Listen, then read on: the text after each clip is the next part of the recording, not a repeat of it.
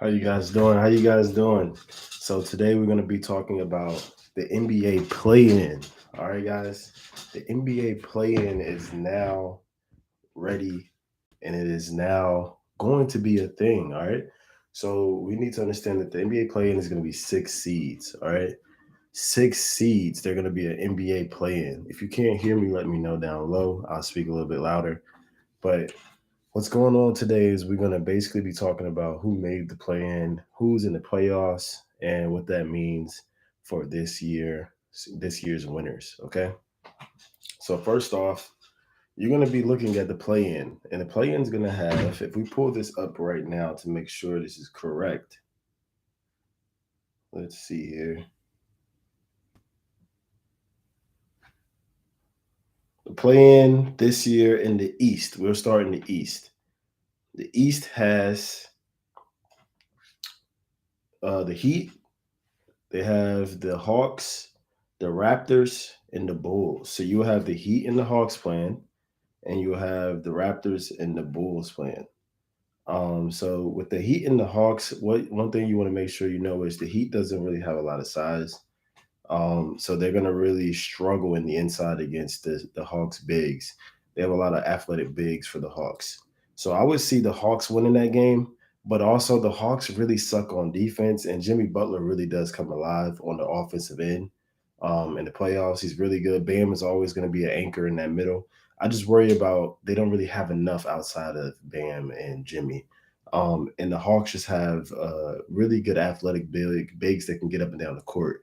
It is the playoffs. It is a little bit slower, so I could see the Heat slowing things down, mucking things up, and just grinding out a win. So it wouldn't surprise me if the Heat pulled that one out either. So if one of those two lost, or if and when one of those two lost, they'll be playing the Raptors or the Bulls.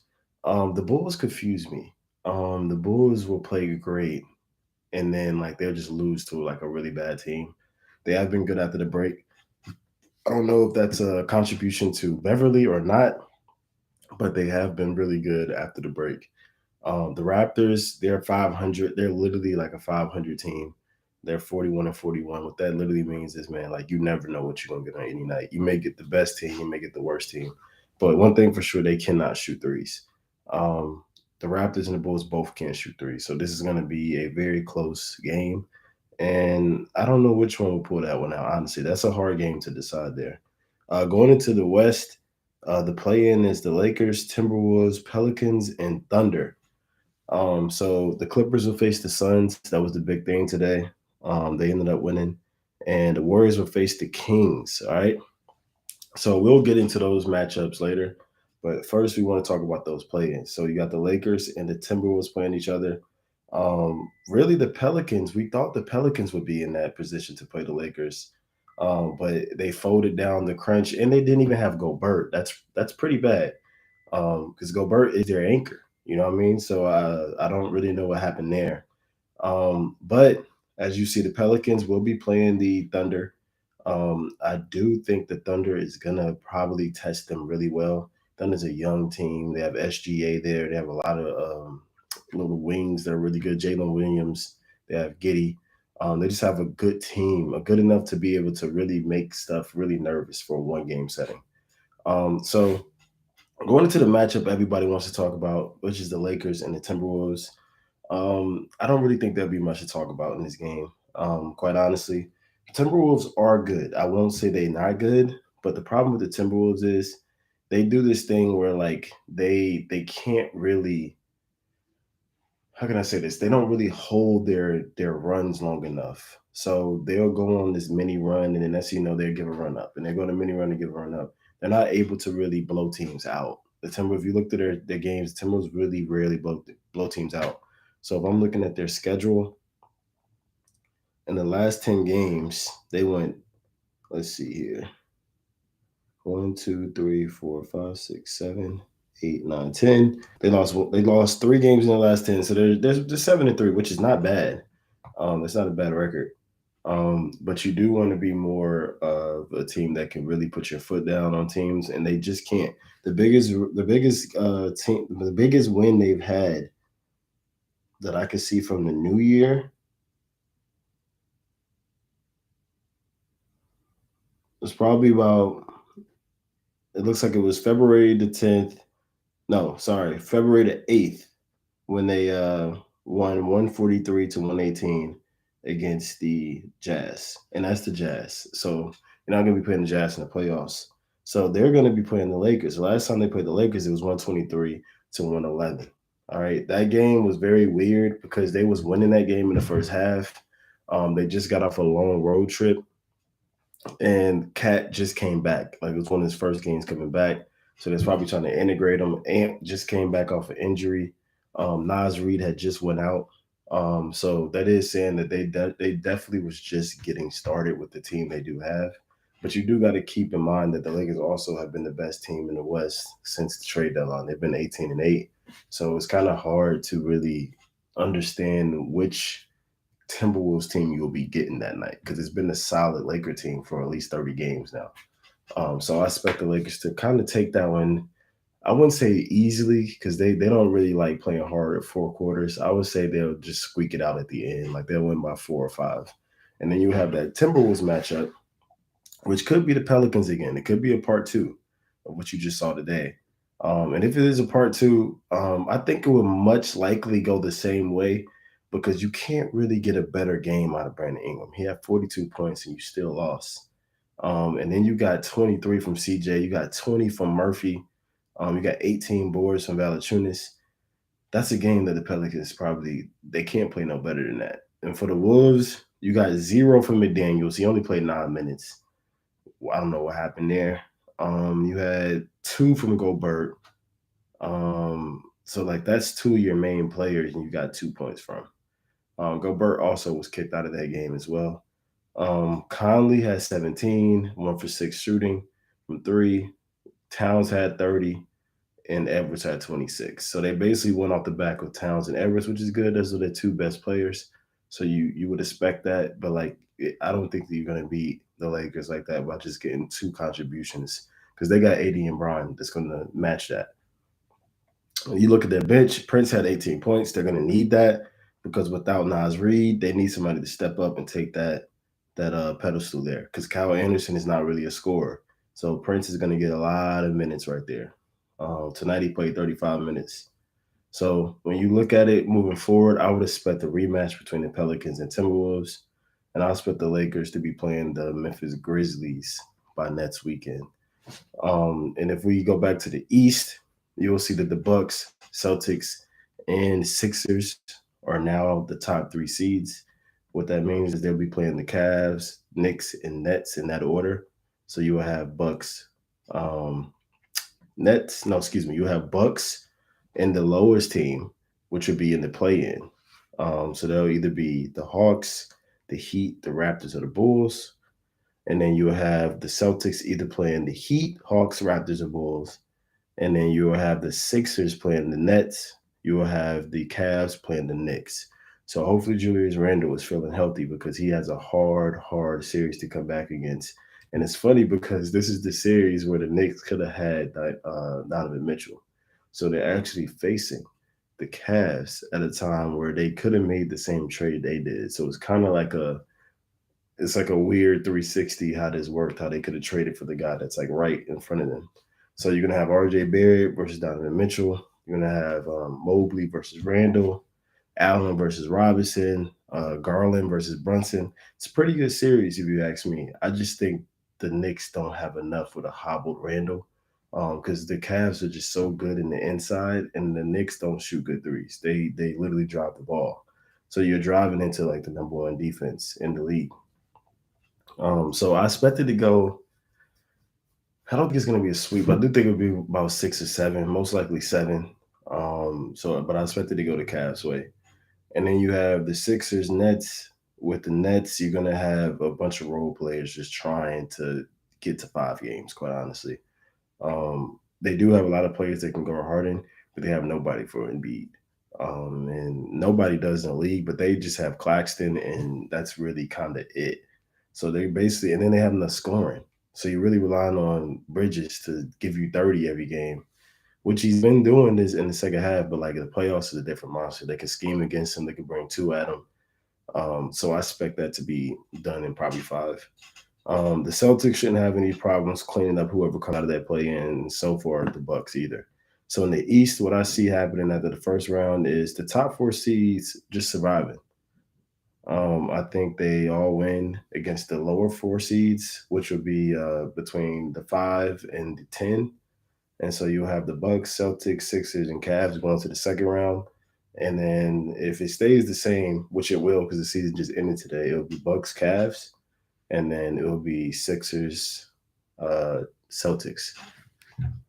And what that means is you will have the Bucks with Giannis and Lopez going against Mobley and Jared Allen. And once again, there'll be a huge series in the paint. And I'm just really excited to see how the Cavs actually play in the paint in the playoffs because in the season they pack the paint. They really force people to shoot. They force people to shoot those middies and they try to guard out to the 3 line and force everything in. But in the playoffs, a lot of times you lose by that midi. So I'm real interested to see how Drew Holiday and Middleton could cook in that Cavs defense in the middle there. I think that's going to be a pretty tough series for the Cavs because they got some guys like Mitchell and Garland. They're going to be going against Drew Holiday, and Drew Holiday's specialty is to shut down perimeter players. And without Garland and Mitchell, you really have no points for the Cavs. Mobley's a good defender. Allen's a good defender, but they still struggle on the offensive end. Mobley's getting better. He has more upside than Allen, but I still think that it's going to take a long time for them boys to really start clicking. So I think their fate ends in the second round. The Celtics Sixers, that can go either way because the Celtics in the regular season always has the Sixers number. Um, some I don't get it though because and I think it's Horford, man. Horford really just plays Embiid really well, and they know how to trap him. And the thing is, I just don't trust Harden, man. That's just what it comes down to. Harden doesn't play good enough on the defense. He doesn't give you enough offensively today that he used to get you over the hump. And Tobias Harris is just he's just iffy. PJ Tucker's too old to do anything really. He's trying his best. He's battling, but I don't really think they have enough. I like Melton on their bench.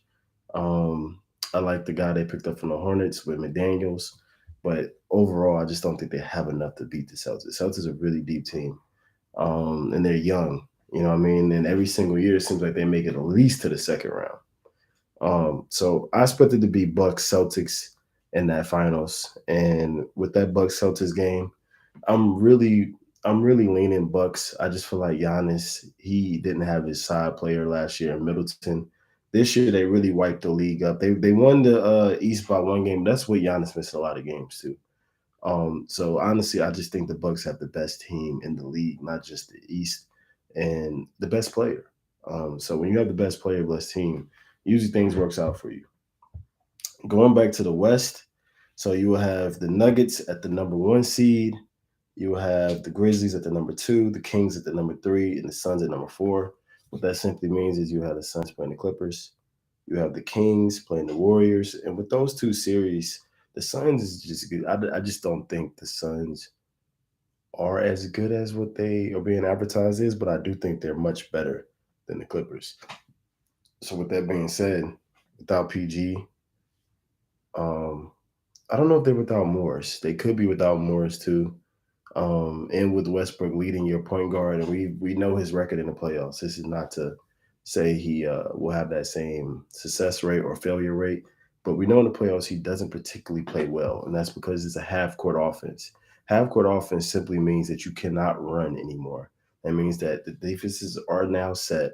That means that teams are prepared for you to run. They're prepared for you to get out, and they're going to slow things down. They're going to make you shoot those threes that he doesn't want to shoot. They're going to make you shoot mid rangers.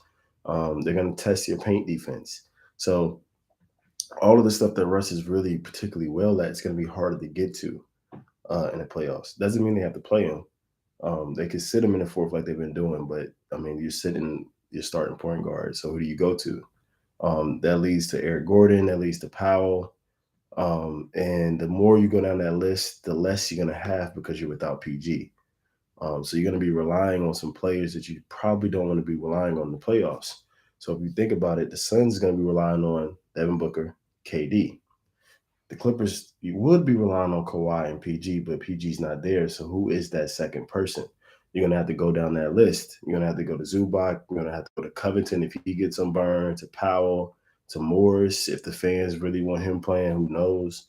To Terrence Mann, to Eric Gordon. These are all players that are great role players. But in the playoffs, do you really want to have a great role player having to basically match KD and Booker?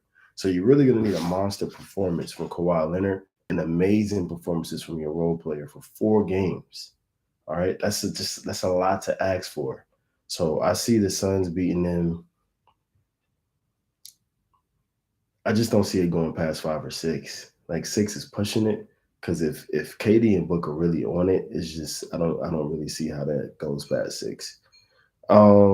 Kings Warriors. I feel bad for the Kings, man, because they almost got the Clippers, and I do think they could have beat the Clippers.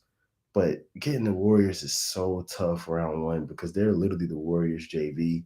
They literally are the same team. You know what I mean? And it's like you can't really do nothing about it. You know what I mean? Because that's just how those standings really feel.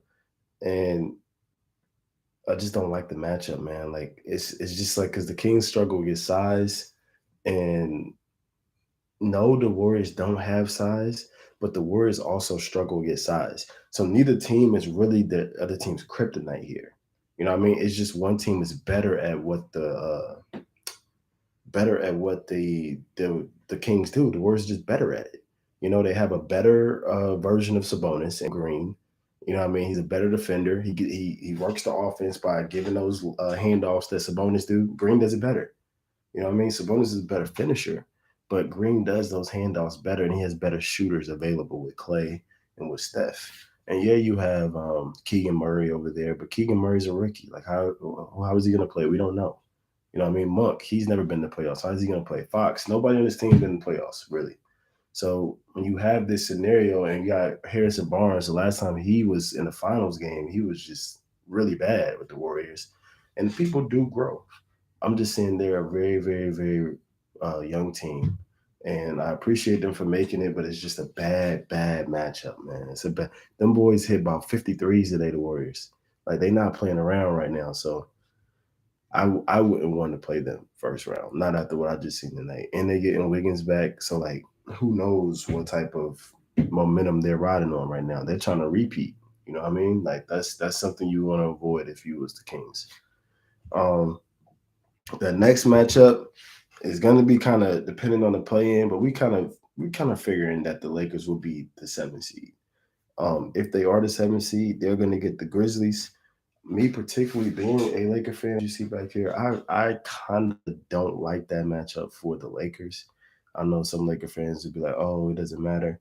Me particularly, I don't think we really fare well against Ja. I don't think there's many people that fare well against Ja, but I think we particularly don't fare well against Ja. And the reason is that because Darvin Ham's defensive scheme. He plays drop coverage, and yeah, that sounds like that will work his job because you want him to shoot. The problem is he don't gotta shoot because he still got bunnies.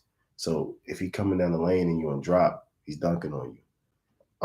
And if he's dunking on you, that's going to create more opportunities for other people to be open because now you got to smother the paint and you're just going to shoot out the Bane, shoot out the Dylan, shoot out to all them guys with them long names on their rosters that I don't know, and they got Tyus Jones. Like they just got a lot of average to good shooters. They got Luke Kennard now. Like I don't really like that matchup for the Lakers. I can see how the Lakers can be back at the crib in 7. I'm not gonna lie. Like if we was playing the Kings, if the Lakers played the Nuggets, even that's even a better matchup because AD loves that matchup with Jokic, and they got Jamal Murray who's really shooting jump shots. So you line up jump shots. They got Porter shooting jump shots. Lakers are getting to the paint. So when you're playing another paint team in Memphis, and they got Jaren Jackson Jr. over there who plays really well against AD, that's that's an even matchup to me, man. Like that's it. Jaren Jackson Jr. could be the defensive player of the year. You know, like Dylan Brooks plays LeBron really well. Bane can shoot 8 threes in a game. Kennard shoot 8 threes in a game. Ja can go for 40. Like I could see an instance where this can get ugly for the Lakers. Like real ugly. So I don't know, man. Like I don't really like that matchup. I don't really see nothing good in that matchup for the Lakers, to be honest with you. Like I really don't. Like if you asking me who win it, as a fan of the Lakers, I might say we may make it to seven and lose in seven, but I really don't see a scenario where we win this series. Me personally, but that's just me. The last game we'll go over is the Nuggets. Nuggets, and they'll be playing a variety team. This will be very hard for us to really buckle down until we know. So I'm gonna just go through all the scenarios. You have the Nuggets versus the Wolves. Um, that would be a very good first round matchup. You have Gobert going against Jokic. You have Cat there. That's another body you could throw at Jokic. You got McDaniels there who could throw at Murray. Um, I like that for the Wolves. I'm not gonna lie. What's crazy is I hate saying this. The Nuggets just seem a little bit sweet, man. Like they just seem like they just wasn't in it the last couple games. You feel me? And I don't know how much chemistry they got going now. They got home court advantage. They got Jokic the MVP. But like if you give me the Timberwolves or Pelicans against the Nuggets, I think it's going seven. I think the Nuggets win, but I don't think they get out of that easy. Neither one of them teams are going to back down from them. So I think the Nuggets are in for a long first round. No matter if it's the Lakers, even the Timberwolves or the Pelicans. I wouldn't pick the Pelicans or the Timberwolves to beat them. Definitely would beat them. I definitely think they would go to seven though. Lakers, I definitely think the Lakers would beat the Nuggets. So what this looking like in the second round is you have the Nuggets, the Grizzlies, um, the Warriors, and the Suns. All right. And so what they'll look like is you have the Nuggets Warriors and you have the Grizzly Suns. All right. So then you have the Warriors knocking the Nuggets off. I don't think Nuggets is beating the Warriors. And then you have either the Grizzlies or the Suns winning. I really don't know who will win in that Grizzly Suns series. Because a part of me like Ja versus Chris Paul. I don't like that for Chris. You feel me? And then you got Bane versus Booker. It's not even, but Booker gonna have to work. Then you got Dylan Brooks versus KD. We know KD better, but Dylan gonna make him work. But then you got Jaren Jackson on eight. That's a nice little matchup, man. So like, I would have to go. I'm gonna go Suns just because they got KD. But honestly, I'm thinking Memphis low key. So if I just go with my what I think, I would go KD. I would go KD just because KD's that good. So you got KD, and then you have the Warriors. That's looking like it's going to be the final matchup.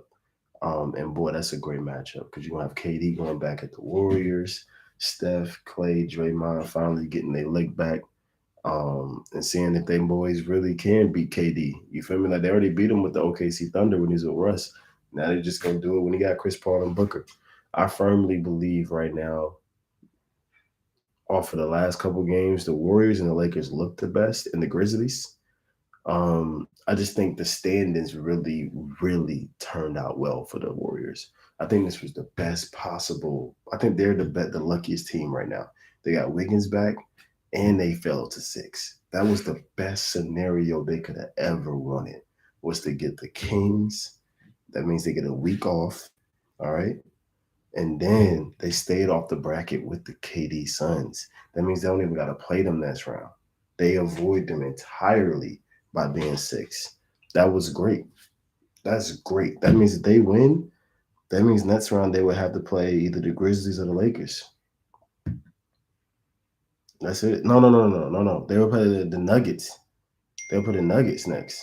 So they wouldn't even play the Suns or the Lakers until the end of the playoffs. So like that's gravy for them, man. So we'll see what happens, but that's the play in and the playoff talk. We'll get into some MVP talk a little bit. So the MVP, man, I honestly think is Giannis Ward, but they really trying to not give it to Giannis for whatever reason. I have no idea why, but if we just look at the numbers, right, and we looking at basic numbers, we won't even go into like the advanced stats or nothing like that. excuse me, pull up these numbers here, and you see Jokic is averaging 24.5, 11.8 rebounds, and 9.8 assists. He almost averaged a triple double. He really could have went out there and just got a couple assists and averaged a triple double if he wanted to. He just didn't. Um, then you got Embiid. Embiid is averaging 33, 10, and 4. So he is averaging about 8 more points than him. Same rebounds, really, and way more less assists. All right. But he's probably averaging way more blocks, too. You know what I mean? Because he does play more deep. Yeah, he's averaging 1.7 blocks. How many blocks was Jokic averaging? 0.7. So yeah, like we already knew what that was. So you already got Embiid being better on defense. You got Jokic being a better passer, but scoring Embiid got that. Rebounds about the same. The wins, let's see how many wins. The Nuggets was number one, 53 wins. The Sixers was they had 54 wins though. Yeah, they beat them in wins too. So you got that being they beat them in wins and they just in the East, so that's why they down that low. But then you got Giannis with 58 wins, man. Like I just don't see how Giannis is not being the favorite here of this MVP. And I just think they tired of giving it to him because man averaged 31 points. That's like literally eight more than Jokic. It's like probably a smidget less than Embiid. If I'm not mistaken, I think he right on the same thing as Embiid almost. No, Embiid is 33. 33 and Giannis is 31. So he two less points than Embiid. Got 11.8 rebounds. That's more than Embiid, almost 12. And then he got five assists. All right. And then you go to the defense. His defense is the best out of all three by far. His blocks are down this year, 0.8. Um, I just think him being on the best team, like overall, the best record in the league, that's impressive. And then overall, man, like if you just look at his MVP numbers from when he won 2 years ago, right? Let's go back then. 2 years ago. He won two in a row, really. He averaged 28 and 29 during his MVP year. He averaged 31 this year, man. That's crazy. His blocks are down. His rebounds are not down from one of his MVPs, but from the other one, it is down, right? Um, his free throws are a little bit up. His 2 point percentage is a little bit down. His threes are a little bit down. So I guess you could say he did not have percentage wise his best year, but he definitely had a better scoring year, scoring wise, and a better record year. So I just feel like he's just being overlooked, and I think it's simply because it's fatigue, voter fatigue, honestly. And we all know that's a thing because LeBron James really should have won a couple more times. Kobe should have won a couple more times. Shaq should have won a couple more times. There's been a bunch of people that should have won a bunch more times. So if we're being real with it, I think Giannis should get that. Defensive Player of the Year is a little bit different.